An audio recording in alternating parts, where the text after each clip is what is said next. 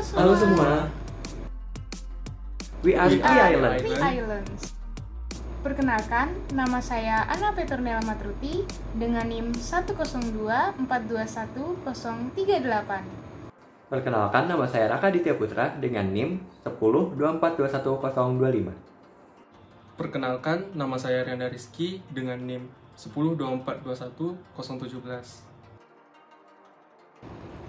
Kami dari kelompok 9 akan mempresentasikan hasil laporan kami yang berjudul Analisis Berat Badan Mahasiswa Teknik Logistik Angkatan Tahun 2021.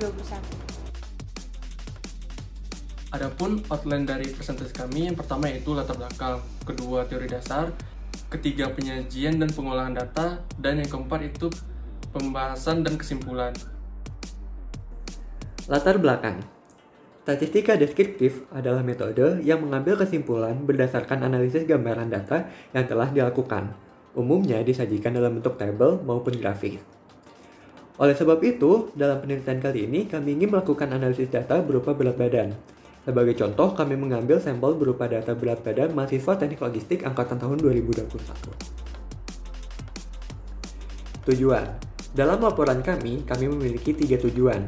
Tujuan pertama adalah untuk mengidentifikasi bentuk diagram batang dari berat badan mahasiswa teknik logistik angkatan tahun 2021. Tujuan kedua, mengidentifikasi ukuran pemusatan data dari berat badan mahasiswa teknik logistik angkatan tahun 2021. Untuk tujuan ketiga, mengidentifikasi ukuran penyebaran data dari berat badan mahasiswa teknik logistik angkatan tahun 2021. Selanjutnya yaitu teori dasar.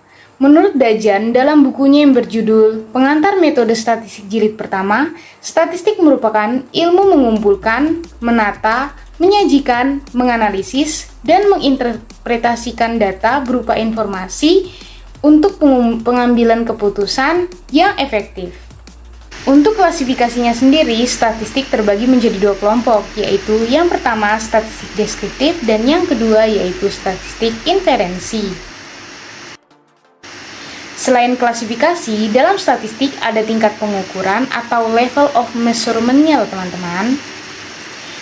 Ada 4 tingkat pengukuran, diantaranya yaitu skala nominal, skala ordinal, skala interval, dan yang terakhir yaitu skala rasio.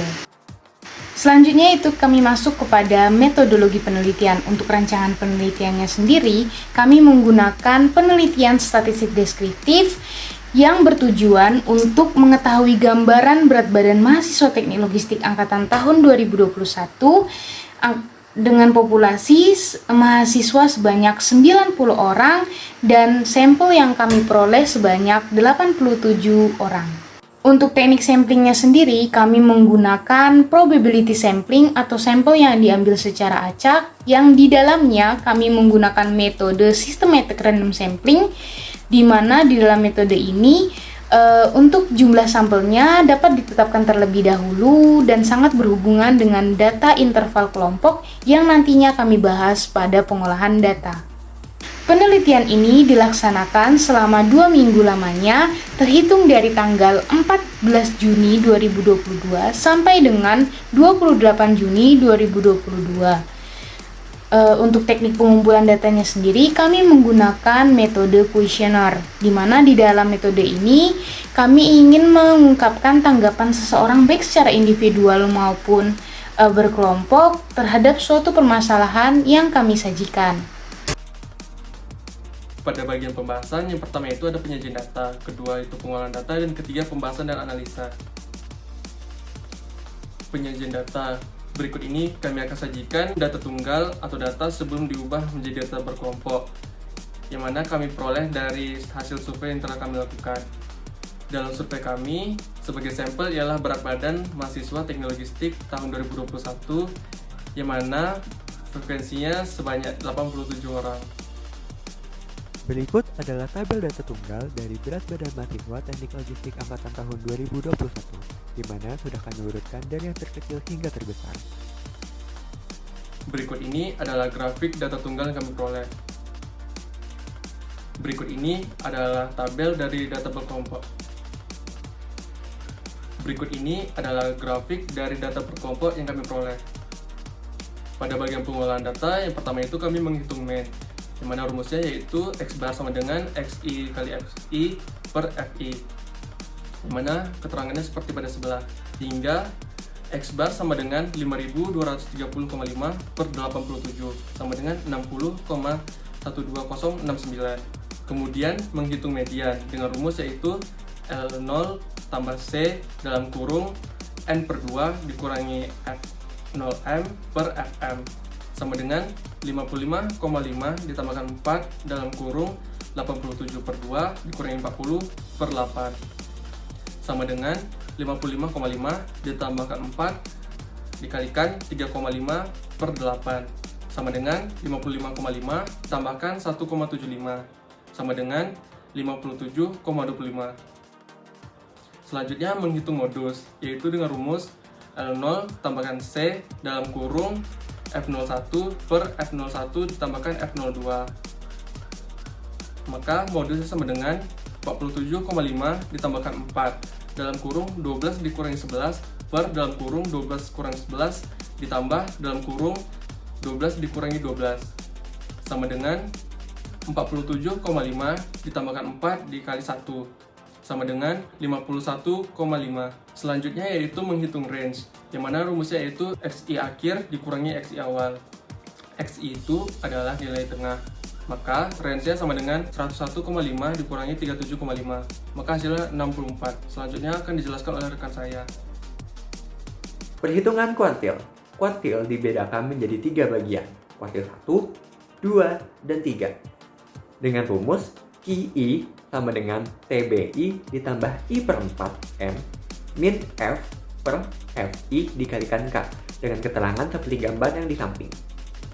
Dengan rumus yang tersedia, kita dapat menghitung nilai kuartil 1 sebesar 49,416, nilai kuartil 2 sebesar 57,25, dan nilai kuartil ketiga dengan sebesar 67,625. Selanjutnya adalah perhitungan desil dan persentil. Pada dasarnya, desil dan persentil itu sama.